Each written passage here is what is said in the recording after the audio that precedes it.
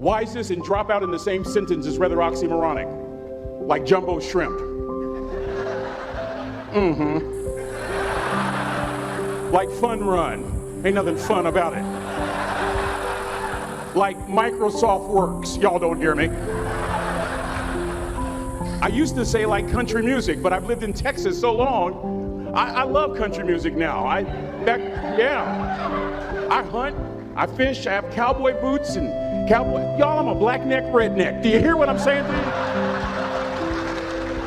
No longer oxymoronic for me to say country music. And it's not oxymoronic for me to say third grade and dropout. That third grade dropout, the wisest person I ever met in my life, who taught me to combine knowledge and wisdom to make an impact, was my father. A simple cook. Wisest man I ever met in my life. Just a simple cook. Left school in the third grade to help out on the family farm, but just because he left school doesn't mean his education stopped. Mark Twain once said, "I've never allowed my schooling to get in the way of my education." My father taught himself how to read, taught himself how to write, decided in the midst of Jim Crowism, as America was breathing the last gasp of the Civil War, my father decided he was going to stand and be a man. Not a black man, not a brown man, not a white man, but a man. He literally challenged himself to be the best that he could all the days of his life. I have 4 degrees. My brother is a judge. We're not the smartest ones in our family. It's a third grade dropout daddy. A third grade dropout daddy who was quoting Michelangelo, saying to us, "Boys, I won't have a problem if you aim high and miss, but I'm going to have a real issue if you aim low and hit." A country mother quoting Henry Ford, saying, "If you think you can or if you think you can't, you're right." I learned that from a third grade drop. Simple lessons. Lessons like these. Son, you'd rather be an hour early than a minute late. We never knew what time it was in my house because the clocks were always ahead. My mother said for nearly 30 years, my father left the house at 3:45 in the morning. One day she asked him, "Why, Daddy?" He said, "Maybe one of my boys will catch me in the act of excellence. I want to share 2 things with you." Aristotle said, "You are what you repeatedly do." Therefore, excellence ought to be a habit, not an act. Don't ever forget that. I know you're tough, but always remember to be kind. Always. Don't ever forget that. Never embarrass mama. Yeah. If mama ain't happy, ain't nobody happy. If daddy ain't happy, don't nobody care. But you know, I'm trying to tell you. Next lesson. Lesson from a cook over there in the galley. Son, make sure your servant's towel is bigger than your ego. Ego is the anesthesia that deadens the pain of stupidity. Y'all might have a relative in mind you want to send that to. Let me say it again. Ego is the anesthesia that deadens the pain of stupidity. Pride is the burden of a foolish person. John Wooden coached basketball at UCLA for a living, but his calling was to impact people. And with all those national championships, guess what he was found doing in the middle of the week? Going into the cupboard, grabbing a broom, and sweeping his own gym floor. You want to make an impact? Find your broom. Every day of your life, you find your broom. You grow your influence that way. That way you're attracting people so that you can impact them. Final lesson. Son, you're going to do a job. Do it right. I've always been told how average I can be. Always been criticized about being average. But I want to tell you something. I stand here before you, before all of these people, not listening to those words, but telling myself every single day to shoot for the stars, to be the best that I can be. Good enough isn't good enough if it can be better, and better isn't good enough if it can be best. Let me close with a very personal story that I think will bring all this into focus. Wisdom will come to you in the unlikeliest of sources, a lot of times through failure. When you hit rock bottom, remember this. While you're struggling, rock bottom can also be a great foundation on which to build and on which to grow. I'm not worried that you'll be successful. I'm worried that you won't fail from time to time. Person that gets up off the canvas and keeps growing, that's the person that will continue to grow their influence. Back in the 70s, to help me make this point, let me introduce you to someone. I met the finest woman I'd ever met in my life. Back in my day, we'd have called her a brick house.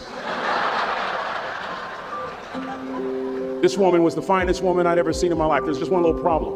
Back then, ladies didn't like big old linemen. The Blind Side hadn't come out yet. They like quarterbacks and running backs. We're at this dance, and I find out her name is Trina Williams from Lompoc, California. And we're all dancing, and we're just excited. And I decide in the middle of dancing with her that I would ask her for her phone number. Trina was the first one. Trina was the only woman in college who gave me her real telephone number. The next day, we walked to Baskin & Robbins ice cream parlor. My friends couldn't believe it. This has been 40 years ago, and my friends still can't believe it. We go on a second date, and a third date, and a fourth date. We drive from Chico to Vallejo so that she could meet my parents. My father meets her. My daddy, my hero, he meets her, pulls me to the side and says, "Is she psycho?" But anyway, we go together for a year, 2 years, 3 years, 4 years. By now, Trina's a senior in college. I'm still a freshman, but I'm working some things out. I'm so glad I graduated in 4 terms. Nixon, Ford, Carter, Reagan. So now it's time to propose. So I talk to her girlfriends, and it's California, it's in the 70s, so it has to be outside. Have to have a candle, and you have to have, some chocolate. Listen, I'm from the hood. I had a bottle of Boone's Farm wine. That's what I had. She said yes.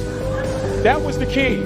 I married the most beautiful woman I'd ever seen in my life. Y'all ever been to a wedding, and even before the wedding starts, you hear this? How in the world? And it was coming from my side of the family. We get married, we have a few children. Our lives are great. One day, Trina finds a lump in her left breast. Breast cancer. 6 years after that diagnosis, me and my 2 little boys walked up to Mommy's casket. And for 2 years, my heart didn't beat. If it wasn't for my faith in God, I wouldn't be standing here today. If it wasn't for those 2 little boys, there'd have been no reason for which to go on. I was completely lost. That was rock bottom. You know what sustained me? The wisdom of a 3rd grade dropout. The wisdom of a simple cook.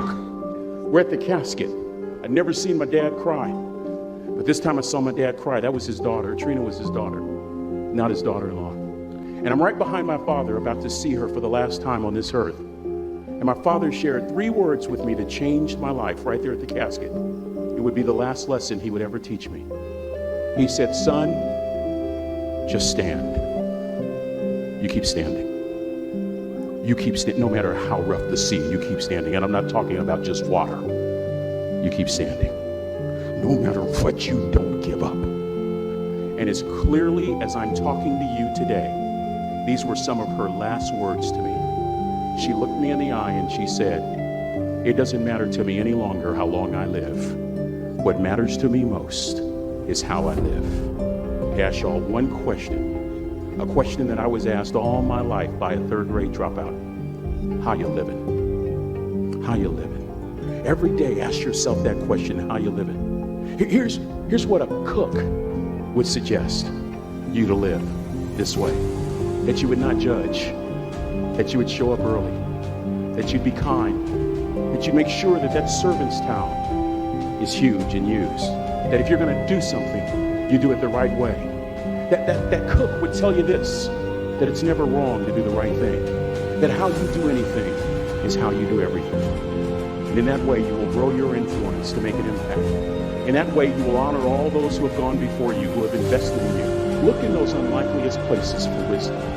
Enhance your life every day by seeking that wisdom and asking yourself every night, how am I living?